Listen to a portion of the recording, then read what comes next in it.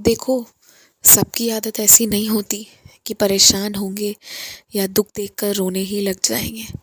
बल्कि कुछ लोग ऐसे भी होते हैं ना कि एकदम सामने जब बहुत बड़ी परेशानी आ जाए ना तो उनका दिमाग काम करना बंद कर जाता है।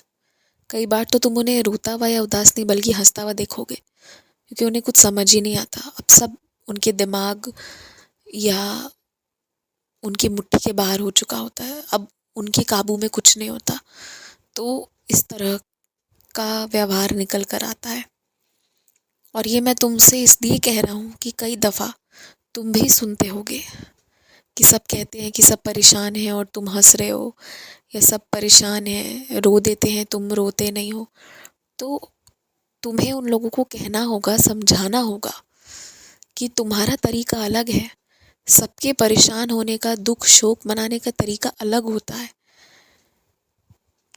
और उसे जब तक तरीके से समझा नहीं गया उस पर टिप्पणी नहीं की जानी चाहिए।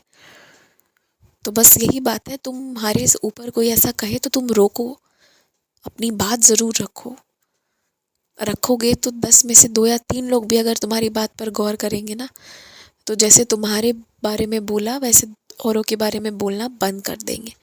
ये तो अच्छा होगा ना। तो बस ये सोचना, तुम एक अच्छे से बगीचे का निर्माण जो करने के बारे में मन में एक विचार भी लाए हो ना, तो मैं तुम्हें बहुत स्पष्ट एक बात बताता हूँ, वो आसान नहीं रहने वाला है, वो बहुत कठिन कार्य होगा। क्योंकि जो तुम्हारी सोच है अगर उसे वास्तविकता में उतारना है तो कितनी सफाई, कितनी खरीदारी, कितने पैसे, कितना ऊर्जा और कितना समय खर्च करना होगा, ये सब सोच लो। तुम्हें करना होगा। अपने आप से चीज़ें आएंगी नहीं, तुम्हें लाना होगा, पैसे देने होंगे। और ये सब करने के दौरान कभी कभी कुछ गड़बड़ भी होगा, उसे भी बर्दाश्त करना होगा।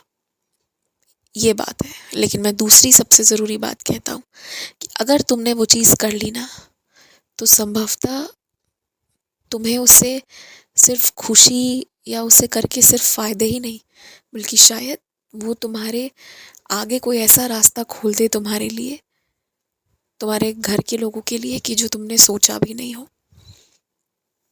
एक नई आमदनी का स्रोत भी निकल आए, ये भी हो सकता है।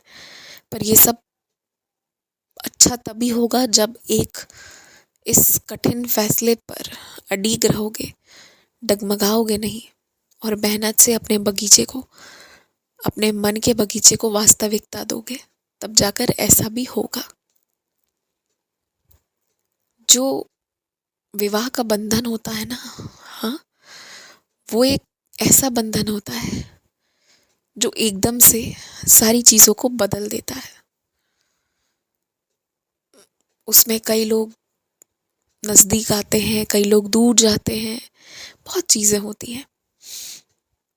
2 परिवार का मिलना होता है, बहुत कुछ होता है उसमें।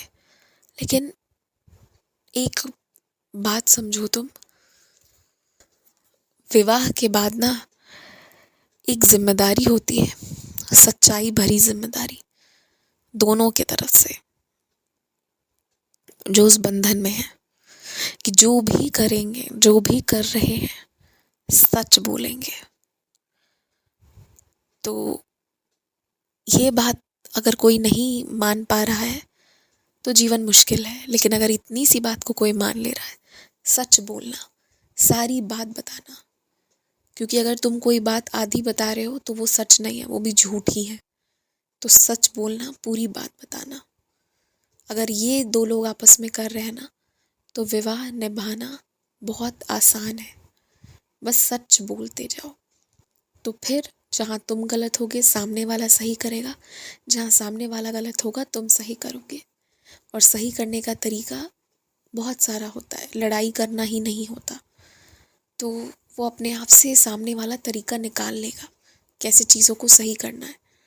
लेकिन सच बोलना बहुत ज़रूरी है, ईमानदार रहना बहुत ज़रूरी है। और एक विवाह के बंधन में बंधने के बाद एक दूसरे को सबसे पहले रखना है, बाद में किसी और को रखना है। ये भी एक नियम है, ये भी मानना होगा। तो बस इतनी सी बात समझो और समझाओ, तो आगे सब पार लग जाएगा। खुश रहो।